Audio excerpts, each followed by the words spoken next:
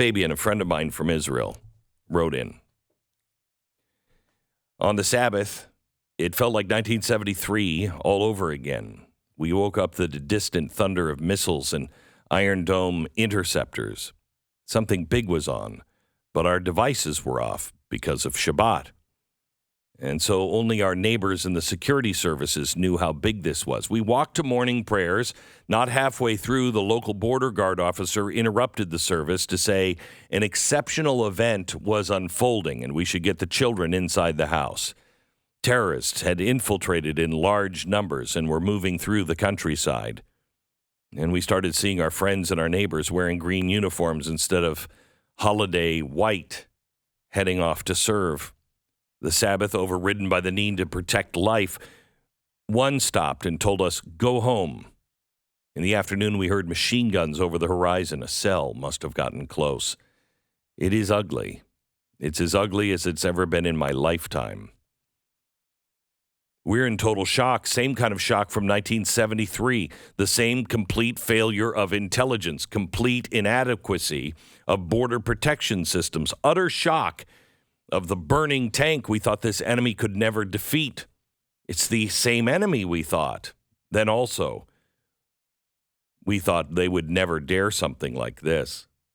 It's 1948, the Independence War, villages invaded, residents slaughtered wherever they were found.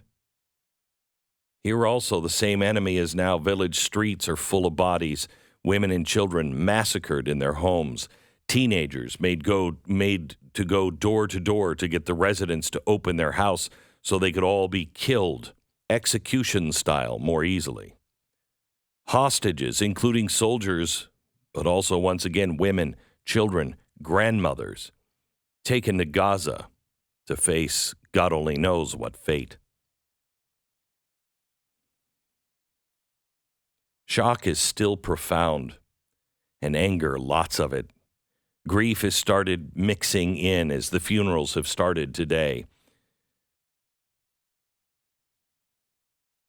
As a dad, my 4 children are still small.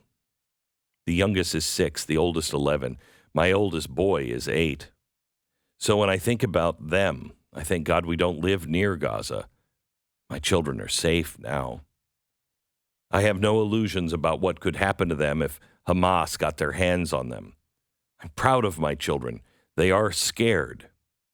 We don't show them the images and we don't let them listen to the news, but we also don't lie to them. The thunder over the horizon is not really thunder, and they know it. They see the neighbors in uniforms leaving the village to go serve. They know there's a war on. They know we were attacked. They know hundreds are dead. They grasp it at the level of a child, but they know it.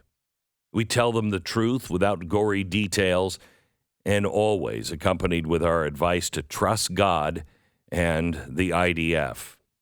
But we do tell them the truth. We tell them that it's okay to be afraid. And the best way to deal with fear is to not pretend it doesn't exist or that scary things don't. The best way is to look fear straight in the eyes and tell them we're bigger than it is. It's not going to get the better of us. Lo and behold, all of this seems to actually help. They are brave. They're patient, well-behaved for the situation. Yes, they have nightmares. They're cooped up in a locked house for way too long, and that gets loud. But I'm proud of them. I'm a proud Israeli father. Glenn, thank you for your prayers. For what it's worth, you, your family, and America are in my prayers daily. America is in its own dark and ugly times of its own right now. Much of it, it seems, by design, and it might get worse before it gets better. But I have hope. May God bless and keep you. Fabian. Jason Buttrill, who is our chief researcher, also was military intelligence, is here to tell us, how did they get in, Jason?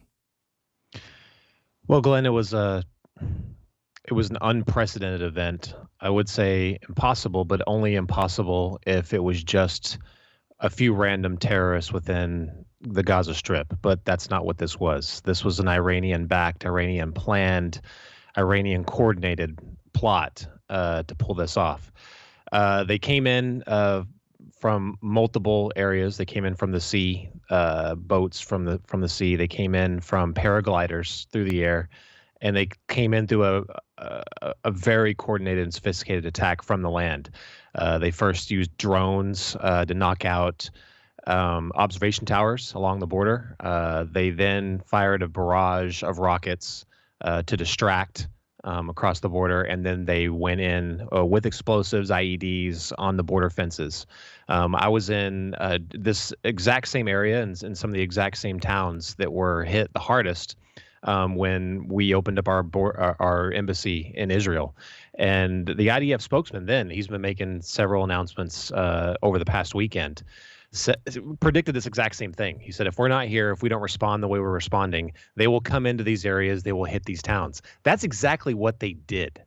And it's absolutely insane that we're seeing the response that we're seeing from Western governments today, offering just random support, even though why they do in the background is they, give funding to Hamas through Palestine.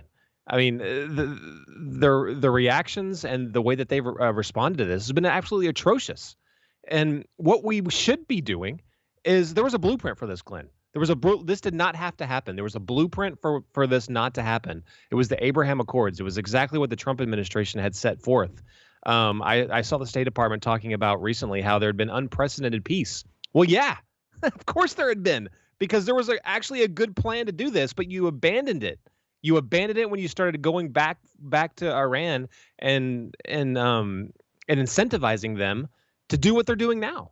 And it was absolutely insane how we saw over the weekend. You saw how Kirby and the rest of the State Department were trying to backtrack furiously and saying, "Oh no, the $6 billion we gave did nothing. It's in a secure account in Doha, and it was for health aid and and humanitarian aid." Well, what do you think they're going to divert their funds to once they knew that they didn't have to divert all the other money, the billions of dollars to medicine and food and all that other? What do you think they were going to divert that money to? Terrorist attacks. And that's what they did. It's shameful. It's absolutely shameful. By the way, here is Iran was having a military parade, and it aired on Channel 1 in Iran. We got this from Memory TV. Cut 3, please. We have come here to tell the elder of Khomeini that Israel will be erased from the face of the earth. Death to Israel.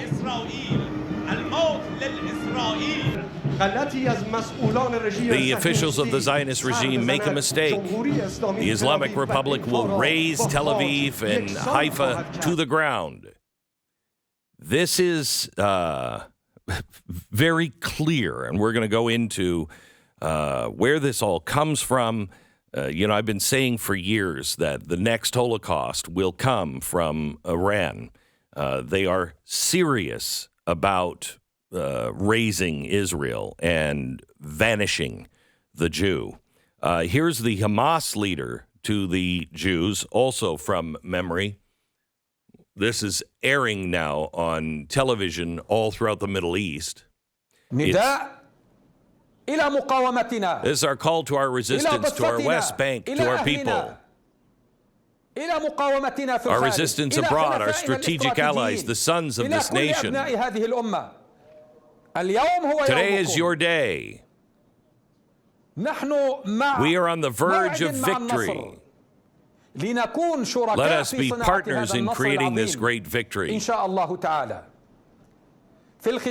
In conclusion, we say to the enemy that is making threats and going on a rampage, your threats, rampage, and arrogance will not help you.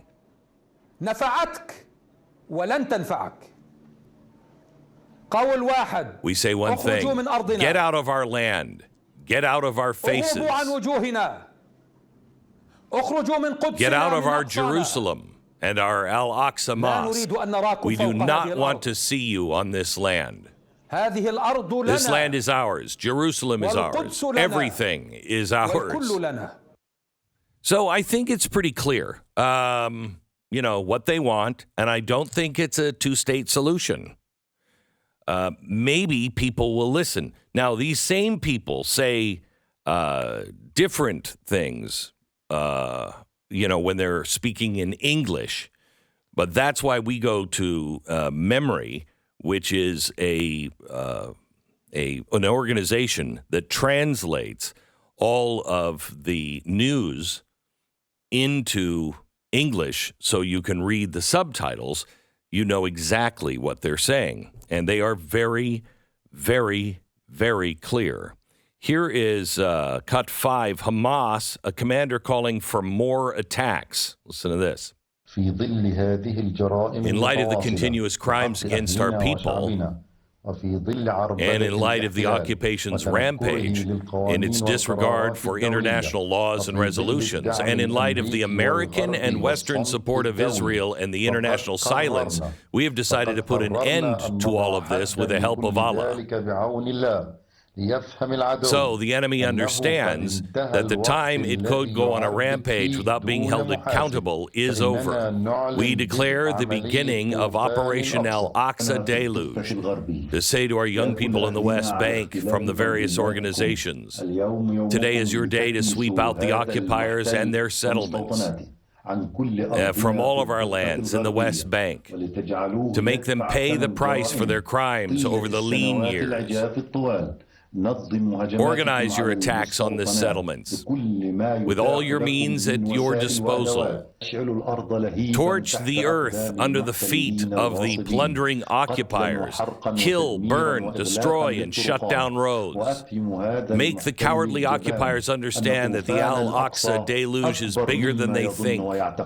The day has come when anyone who has a gun should take it out. Now is the time. If you don't have a gun, take up your cleaver or your axe, Molotov cocktail, truck, tractor, or car. They also go on to say all of those who are living now in Western lands. This leads to the question, how many people are here from Iran, from Hamas, from Hezbollah, from anybody who wishes us ill? We know according to the Border Patrol, that 80 people that were on our most wanted terrorist list, 80 have come across the border that we caught. How many are on the terrorist list that we didn't catch? We're about to, I thought about it this morning. I've always heard the phrase, elections have consequences. This is the most consequential election of my lifetime, 2020. We have depleted all of our resources because we have Joe Biden in power. The world is on fire.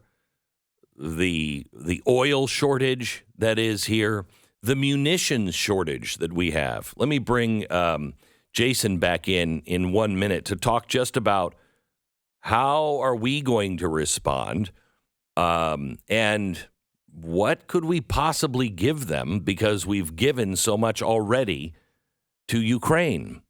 This seems to be, in my opinion, exactly what the Soviet Union what happened to them. They're doing to us what we did to the Soviet Union. Can you play cut 8 as we go back to Jason? This is the Palestinian Supporters March in New York City. Then we have the Palestinian Supporters March in Europe. Same thing. Europe is in trouble. I think we're in trouble because we don't know who is here. And how are we going to be able to fight on two fronts if we were to get involved in any kind of war? Jason. Sorry, seeing that is absolutely disgusting. That's the equivalent of during the World War II, if we had known about what was happening to Jews, and then people marching in the streets of New York, parading and glorifying the Nazis. That is absolutely disgusting. You should be ashamed of yourself. May I just say, the same thing is true. Hitler said what he was going to do with the Jews. So does Hamas. So does Hezbollah. So does Iran. So does Syria. They're very, very clear what they're going to do to the Jews. Kill them. Believe them. Yeah, but believe them when they say they're going to do this. Yeah. Our response is going to be limited. I mean, we don't really have the resources to respond. We've never really directly responded anyway. We've provided weapons. We've provided, basically a big stick in the background to sit, to wave it around to make sure that nobody else gets involved. And that's what we're going to do here. We're going to sit probably off the coast with an aircraft carrier. I think there's already one inbound. But we're going to hope that Iran doesn't directly get involved. If they're indirectly involved right now because they're using a proxy. They're using Hamas. They're using another group called Palestinian Islamic Jihad. They're using those groups within the Gaza Strip to wage this war. That's what they're doing now. Will they directly get involved? That is the question right now, and that's when we'll step in. I hope that does not happen, but I don't want to be like every other Western analyst that's looking at this. I've been trained in the same way that they have to look at this, and they never account for the wild card. They never account for the crazy man. They never account for the Hitler. That's what we're looking at with Israel right now. There is a wild card. Don't be fooled in thinking that this is not deeply religious. This is deeply religious. This is not about geopolitics with Israel. That's what's so drastically different from, say, something like Ukraine. This is drastically different.